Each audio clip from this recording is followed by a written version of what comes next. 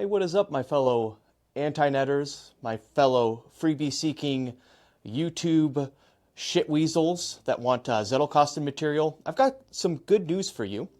Right now, I'm in the middle of writing out, and I do this every month by hand, issue number 18 of the Scott Shepherd letter. And that's my analog monthly newsletter that I send to people's doorsteps every single month. And I want to show you this part. Here's where I'm at right now. This month is all about basically, I think I take it here, the anatomy of basically bib cards and bib notes, which is basically a term for what Zonke Arens called literature notes. And in Zonke Arens' book, How to Take Smart Notes, which is actually, he doesn't fulfill the title because it's not about taking smart notes at all, but I'm not going to go on a rant about that, ladies and gentlemen. In Zonke Arens' book, he talks about the term literature notes, and then he does a piss poor job of describing it. It's always very vague. And I'm going to show you actually what that is. A literature note is actually what I call a bib card, and it's what Lumen called like bibliography, his bibliography cards, his reading notes, and all of that.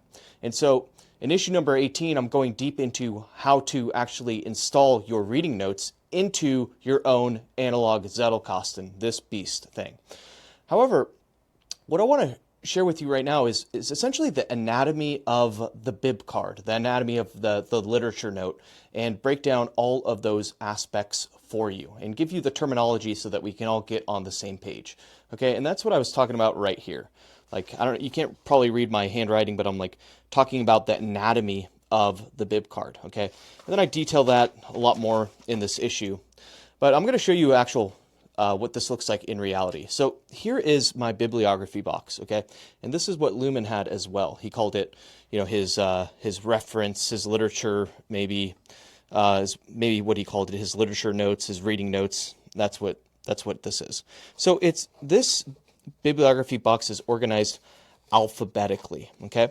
And I'm going to just pull out one card and I'm going to take you through the anatomy of what this is, okay? So let's see, what's a good one I can pull out? Here's a good one, this Brucoli one, okay? All right, I put that up because it's like my little bookmark, okay? So here's the anatomy of this bib card, okay? This is one bib card right here.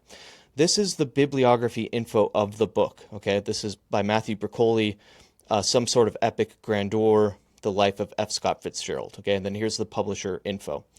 And you can get the proper formatting on how you want to format the bibliography info by, you know, just searching like Chicago style. That's what I use. And, you know, searching the bibliography info for how to lay this out, okay?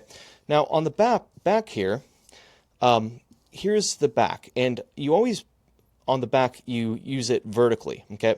So how this is organized, there's the page numbers, and then there's the idea from that page, okay?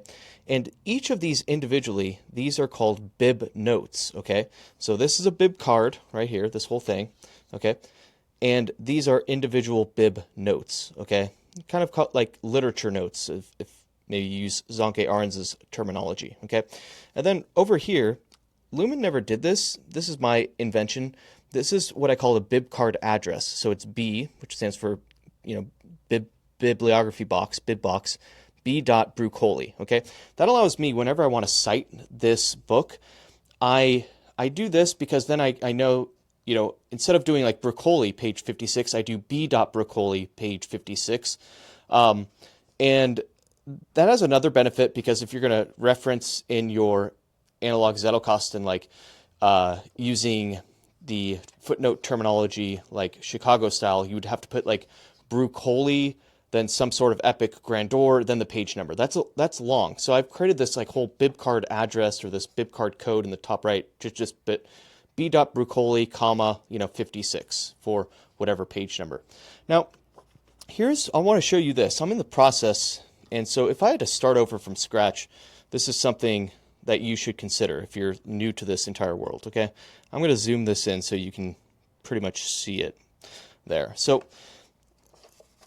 I want to just show you. So I'm in this in-between phase right now, okay, where when I go through this, some of these cards, if you look, I have the bib card address right here, and then when I pull it out, it's facing this way, so I see the bib notes. I did that because, in theory, this would allow me to easily just grab a swath of these and easily review the ideas. Now, Lumen himself, he did not do that. What he did is he simply organized his with the bibliography info facing the front of the card, you see? And then if you actually wanted to review the ideas on it, you had to turn the card over and then review. I was like, you know what? I did that at first, so that's why you see some of my cards are front-facing, and then some of my cards are back-facing.